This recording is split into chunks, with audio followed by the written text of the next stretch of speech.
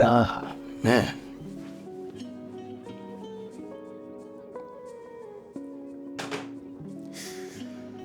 Okay.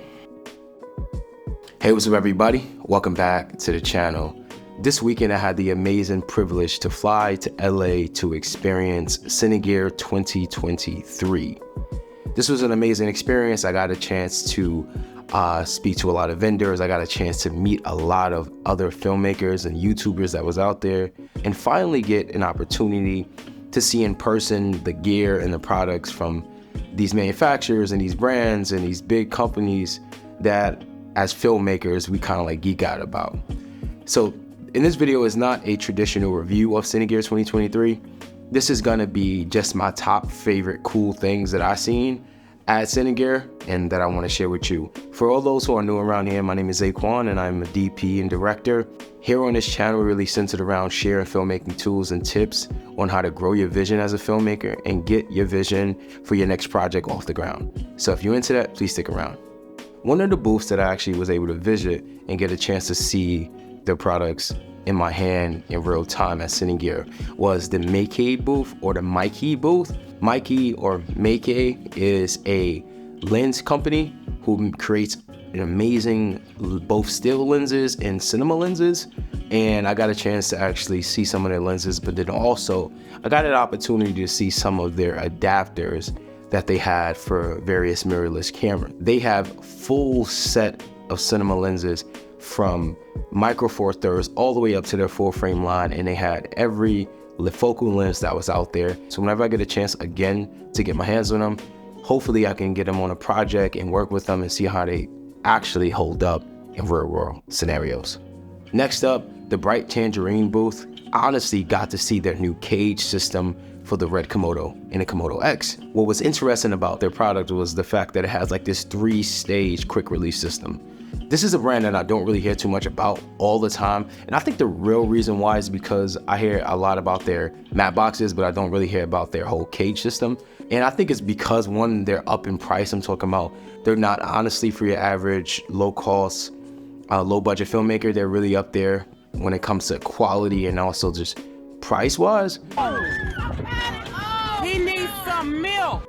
Next up was the Viltrox booth. They came out with these new anamorphic prime lenses that I've been seeing online. Just seeing it in person and viewing it, I'm telling you, these lenses are amazing. Like, and just to show the range of those lenses covering full frame, but then also just the look, that anamorphic look. When you talk about cinematic like that, to me, it's just beautiful.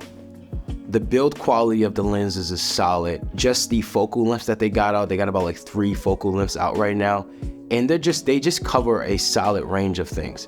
I got the chance to see some of the other products there. They also have some adapters as well too, but I wasn't really too keen and focused on that. I was really focused on their epic anamorphic lenses, and I can't wait to get my hands on them to work on the projects. So Viltrox, if you see this, I would love to get my hands on a set and test these products out for you guys.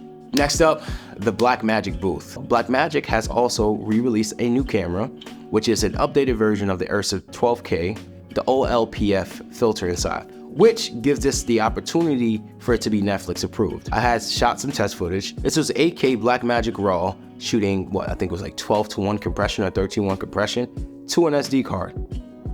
And look at the quality.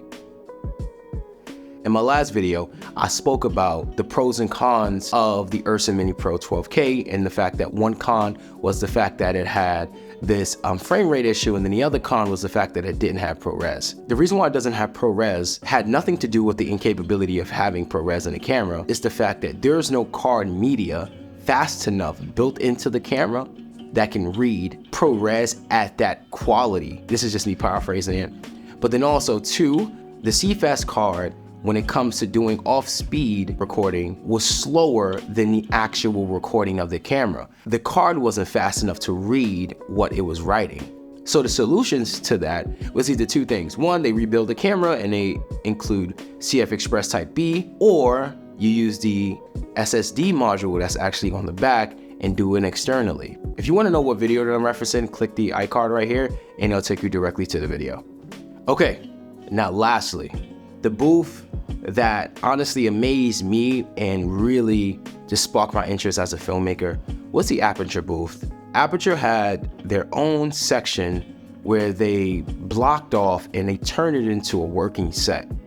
But it was a working virtual reality LED screen style set to show off their new lighting, but then how the lighting integrates with the LED screens. I really believe that this can be a next step for filmmakers. But when it comes to virtual reality, you can place your subject, you can basically put your characters in these immersive places that you wouldn't be able to do before without this massive CGI. So just seeing it, it just really inspired me as a filmmaker to really start getting out there and honestly start making these films and not having a limit on it, you know what I'm saying? And just pushing through the threshold and saying, let's make some movies, like let's make some films. So those were some of the things that I found very interesting for filmmakers at Cine Gear 2023 that I really believe other filmmakers and also YouTubers really kind of look into. As filmmakers, we really need to diversify our brains when it comes to filmmaking and not really only rely on the camera, but also just lighting,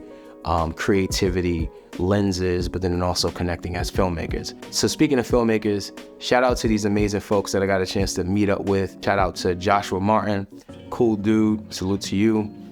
Shout out to Carlos, shout out to MEIKE, and also shout out to Gene from Potato Jet, aka Potato Jet. Got a chance to see them at Cine Gear, and it kind of just was one of the highlights of my day. So yeah, if you like this video, please give it a thumbs up. And if you also find anything that you found interesting, if you were at Cine Gear 2023, or you're looking to go next year, please drop a comment down below and tell me what you would like to see the next time the show comes around. So like I said in every video, don't forget to protect your vision and know that God is love, and I'll see you guys in the next one. Peace.